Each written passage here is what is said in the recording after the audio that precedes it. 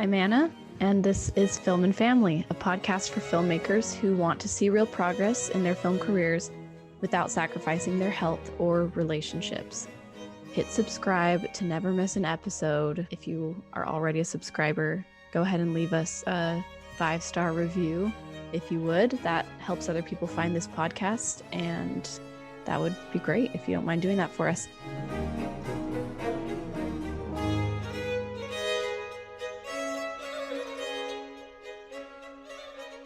Let's jump right in. So Kent is not with me today, so that's new.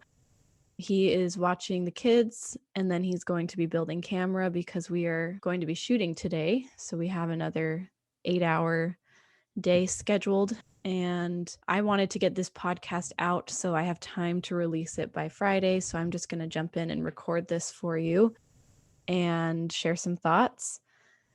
Yeah, as far as updates, our film is going well. We are down to 4 or 5 shooting days left that we've just been kind of waiting for the sun to come out to be able to shoot. We have the last day in the narrative of the story is partially shot. We've shot about half of it, and the rest we need to match to what we've already shot. So it needs to be sunny.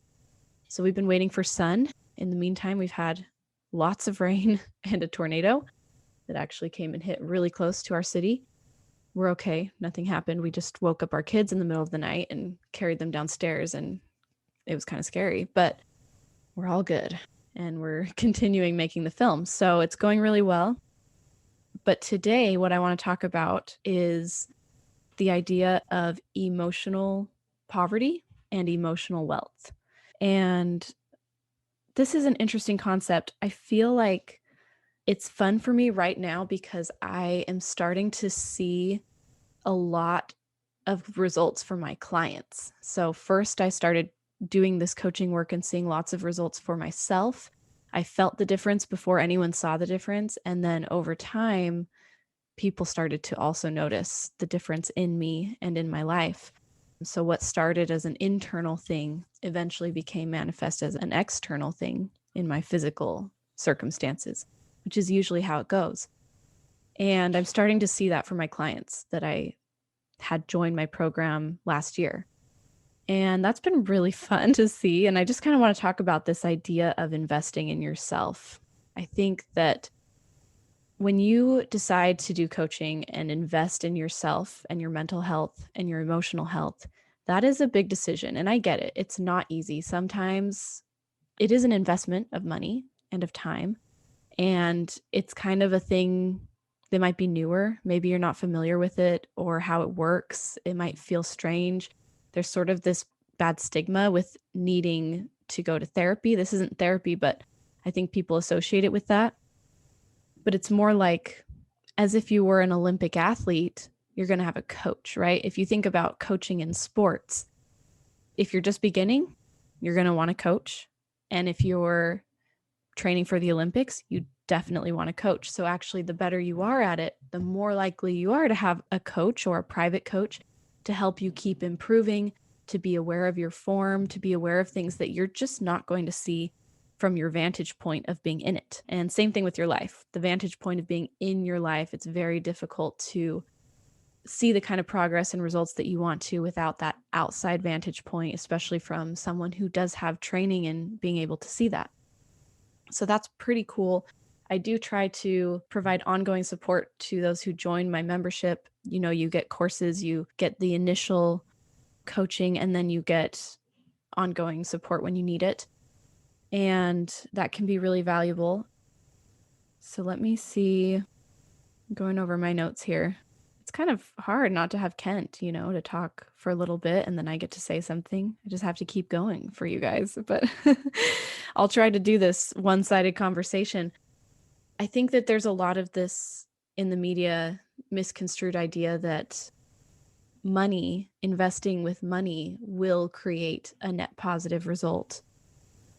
When that is sometimes true, there's also this mistake that happens where we start to think that we can buy happiness and that our outside circumstances are what determine whether we're happy or not or how good we feel. And money can sometimes buy temporary happiness. But the thing is, it just doesn't last. And so you see a lot of people who are financially very rich, but they're still in emotional poverty. They're wealthy, but they don't feel good and they're still not happy, even with all that material wealth. That very easily leads to shame because when you don't have the circumstances to blame, so it's either blame or shame, right? You don't have the circumstances to blame your unhappiness on. You're either going to try to find things to be unhappy about or to blame your unhappiness on, or you're going to start feeling shame and wondering what is wrong with me. There must be something wrong with me if I have all this money and all this fame and all these things and I still feel miserable. I still feel so unhappy. And that's really just an emotional poverty. And this can happen for people who are not financially wealthy. You could be in material poverty and emotional poverty at the same time, which I have experienced. And I've also experienced the other side of that, which was being in material poverty, but still in emotional wealth. And that is what I would say is kind of my story as far as what happened when I first found coaching. I mean, it took some time before the physical circumstances around me began to change, but I started to feel different within my circumstances without them changing at all.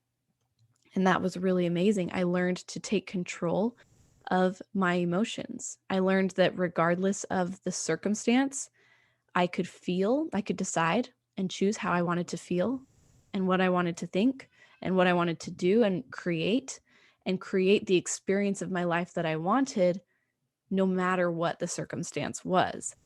And that is so empowering. It gives me control over my life and the power to choose and know how to do it. So these are some of the tools that I teach inside of the membership and that I love to teach inside of my free coaching call, which currently you can still sign up for a free coaching call on my website and just get a taste of how this works and why it works and how it applies to you specifically. So we're talking about wealth and poverty, right? I think that it's also important to realize that all investments start with kind of a loss. There's an initial, that's why it's an investment. You sacrifice something for a net positive result down the road. And so, same thing with coaching. It's not immediately going to be an easy solution. I'm not going to tell you what to do if I'm coaching you. I'm not going to give you the answers, but I'm going to help you access them with your own wisdom, learn the tools and do the work yourself to get those results and eventually become independent where you are not dependent on me to be able to do that work. And you can create the experience you want in whatever circumstance. So that's where you can start to access that emotional wealth. And I think it's interesting that right now we're in the middle of a pandemic, right? Well, we've been in it for a long time.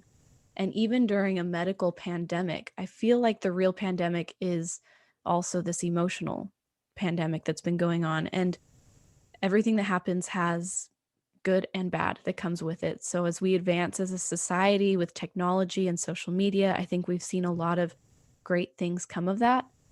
But I think we've also seen some challenges come from that. And part of that is in the emotional health. I think there are some repercussions on emotional and mental health because of some of those advances that we haven't really had to deal with before.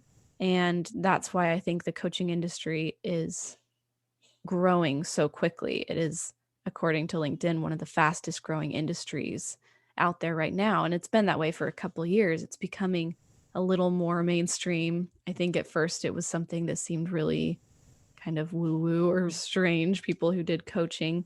And now we're seeing doctors and lawyers and psychiatrists and business CEOs who are becoming coaches and getting coached. And even before I ever thought that I would become a coach, that didn't even cross my mind when I first chose to invest in coaching. I just wanted to learn more about this because I started to see the changes in my own life. And I wanted more. I wanted more control. I wanted more of being able to feel like I could choose the life that I wanted. And so I finally invested in my first coach and I started getting coaching and I started learning about it. And it was just a drastic internal change for me. Eventually, my circumstances caught up. Eventually, I went through the life coach school and got certified as a coach, which was a huge investment. This was an investment of about $20K at the time. And this was during a time when our family was making about $30K a year. And so that was huge for us. That was a big investment. But I didn't even think I was going to be a coach when I signed up for that. I just wanted to learn everything I possibly could about this coaching stuff because it was so valuable to me. So I was willing to pay that much just so that I could learn it on a deeper level. And once I finished, I definitely got practice coaching people as part of it. And, it just seems kind of silly to not share that with other people when it's been so beneficial for me. And I do actually really enjoy coaching and sharing these things that I'm learning. So I've been doing that. So I have a coach friend who has a very similar story, and she started out in poverty. And I mean, she was very poor. She was living in motels. She owned one spoon that she used to eat. She talks about how she figured out how her bank account would allow her to withdraw more cash than she actually had in her bank. So she would withdraw $600 to live off of and then overdraft herself and then find a way to make the money so that she could pay it back to herself. Like she would borrow $6 that were left on her friend's food stamp card to try to get the groceries that she needed for the week because she was not going to eat anything. She was poor, and definitely I've been there too. Kent and I have lots of stories about our early days when we lived in this teeny tiny, 200 square foot little apartment. And I was super pregnant with our first child. And we had a cardboard box for our table that was turned upside down. We sat in camp chairs that we'd gotten in our wedding registry. And that was our dining room. And one of the camp chairs broke. So eventually we were sharing a camp chair. And we slept on a mattress on the ground. And it was a very simple life. We didn't even have very much wardrobe. I remember our job was a cleaning check couple for this apartment complex. And they had t-shirts that they would have us wear while we were the cleaning check couple. And they just let us hold on to those t-shirts. And we just wore those all day, every day. Like that was our wardrobe. So definitely been there where we have no money or negative money, and it's pretty tough. And she talks about how she was wanting to invest in coaching. She found out about coaching and felt like it was what she needed. And she was so grateful to her coach for not telling her that she shouldn't, because she was kind of aware of her financial situation. And some coaches will feel a little nervous about that. Like, oh, no, you really shouldn't go into debt for this. You really shouldn't do some great expense to be able to do coaching. And she was so grateful that her coach didn't do that. She just said, okay, well, how are you going to come up with the money? And she said, I will find a way. I'm going to do this and that and put it on a credit card or whatever. And she said, okay, let her make that decision. And she did. And now she is a multimillionaire in a totally different situation. She has the fancy cars. She has the fancy house. She flies private. She is living a life of luxury. And she still says that the coaching is what made her happy. It was not the material things. And she knows that when she doesn't do the work on herself, doesn't do that thought work, she still can feel miserable, even though she has this fancy house and fancy cars and all these material things that she always wanted. So it's just worth questioning which kind of wealth is more important. The other story that she tells that I just think is really touching is about her parents getting a divorce when she was younger. She said her parents took her to Disneyland or Disney World 4 times when she was a child. And she's had people say they can't sign up for coaching because they have a trip planned for Disney World and they want to spend the money on Disney World instead. And if it's my coaching program, it's probably similar in price, depending on your family size. It's no hamburger, right? To sign up for coaching. It's going to cost a little more than that. She said, my parents took me to Disney World 4 times and it was fun. Those are good memories. She said, but they still got a divorce and they still ended up not being emotional adults and not being able to deal with their own emotions, much less consider the emotions of a child. She spent her childhood somewhat traumatized by that and being passed back and forth between mom and dad and hearing both of them talk about what was wrong with the other person. And that was really hard for her to grow up in that circumstance. And she said, I definitely would have preferred that they had coaching. Was that even an option for them? Than the trip to Disney World. Even as a child, that would have been more valuable to have her parents be able to take care of their own emotions so they could help take care of hers and her and each other in that relationship. And you guys, I've seen marriages be saved through this coaching. And just in the last year, several of my clients were on the brink of divorce, were in bad places in their marriage, or they just wanted to improve their marriage. Some of them were struggling because one of the people in the couple was an actor and portraying relationships on screen, and that was kind of tricky. And there's been all kinds of situations. I had a couple in New York who were both actors, and they were both pretty poor, living out in New York in this little tiny apartment, and they were feeling stifled and feeling like even though they were in New York, they were still doing a day job that wasn't exactly the dream job, and didn't feel like they could start a family yet because their careers hadn't launched yet and they weren't making a lot of money yet at their day job.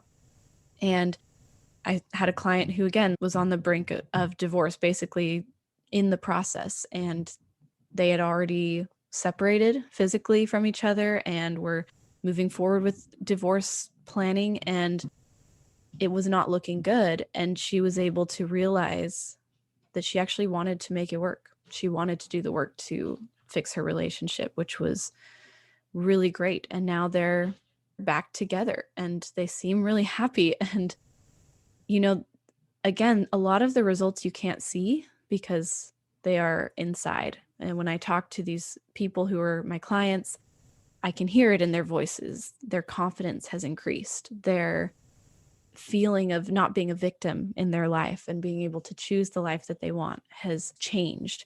And even in their grooming and their dress, I see them healthier. They're exercising more. They're eating healthier. They're grooming themselves better. And because of that, there's other advantages. They're getting promotions at work. They are getting dates, those who are wanting to date. They are finally sitting down and writing their screenplays. Have a lot of clients who finally wrote their feature screenplay for the first time. One of them just last year was saying, all I have are some ideas on dusty hard drives, and all I do is work and come home and watch a movie and go to bed.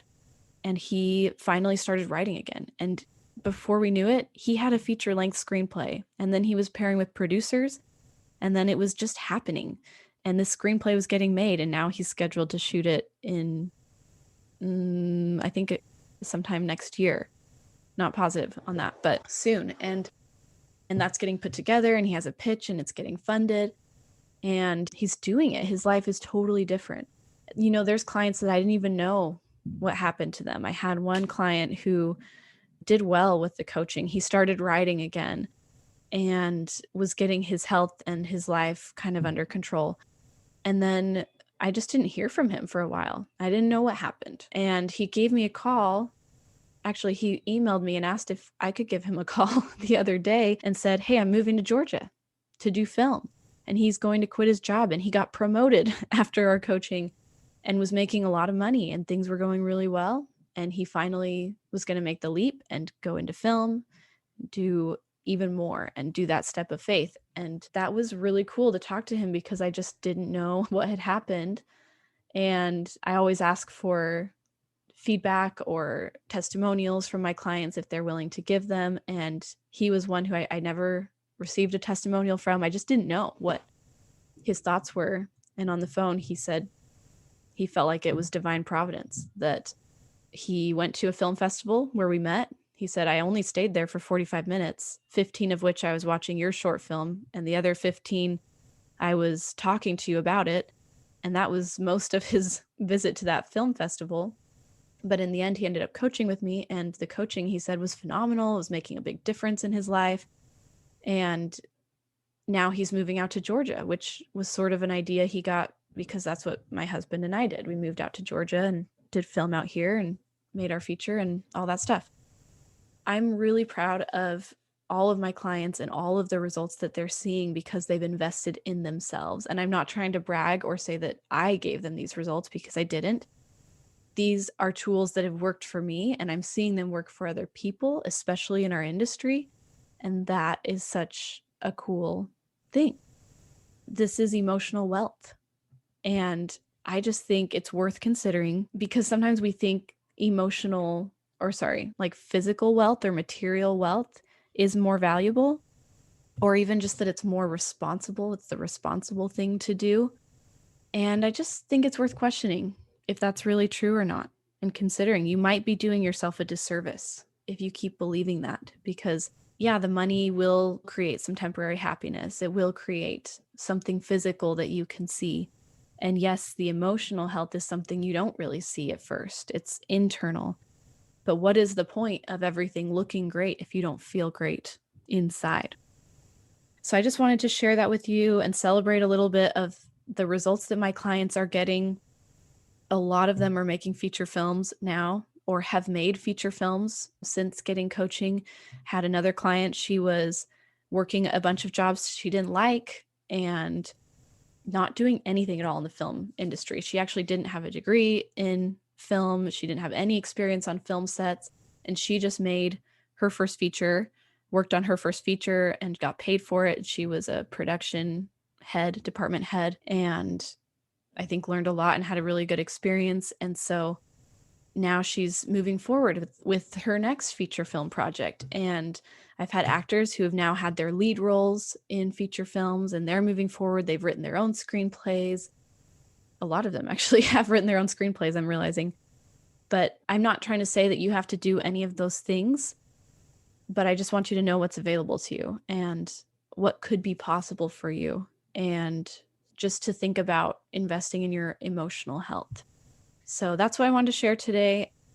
Hopefully it wasn't too rambly or too boring without Kent here to supplement or, kind of go back and forth with.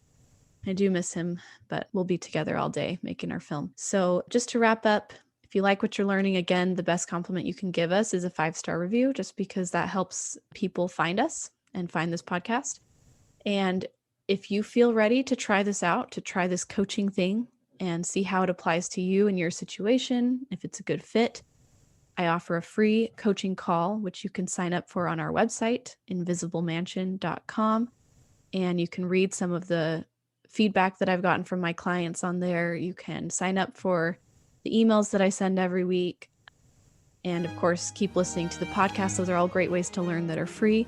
And this coaching call is free. I will tell you about my program at the end, and we'll see if it's a good fit, but it's no obligation. If it doesn't seem like it's right for you, I'm not going to try to force you into anything you're not comfortable with. And I understand that maybe it's not the right time or you're not ready, but that's definitely something worth taking advantage of. In and of itself, it's very valuable to have that one-on-one assessment of your life, see kind of where you want to move forward and what is the cause of the struggles that you might be facing, and will kind of help you discover your unique story and make your life its greatest masterpiece. So thanks again for joining me, and we'll see you next time. Bye.